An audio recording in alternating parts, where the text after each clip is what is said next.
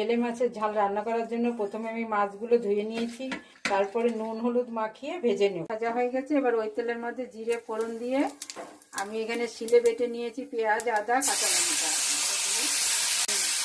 এর মধ্যে পেঁয়াজ আদা কাঁচা লঙ্কা বেটে এগুলো ভেজে নেব। এর মধ্যে একটু দিয়ে দেবো নুন হলুদ দিয়ে আমি কষিয়ে নেব। এবার আমি দিয়ে দিচ্ছি জিরে গুঁড়ো ধনে গুঁড়ো আর ওই লঙ্কার গুঁড়ো, এটা দিয়ে আমি আবার কষিয়ে নেব।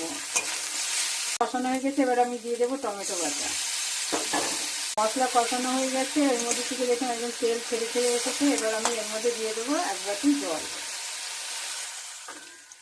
জলটা ফুটতে শুরু করেছে, এবার আমি এর মধ্যে মাছগুলো ছেড়ে দেবো। মাছটা প্রায় হয়ে এসেছে, এবার আমি এর মধ্যে কুচানো ধনেপাতাগুলো দিয়ে দেবো। গরম মশলার গুঁড়ো দিয়ে দেবো। বন্ধুরা, বেলে মাছের ঝাল একদম রেডি।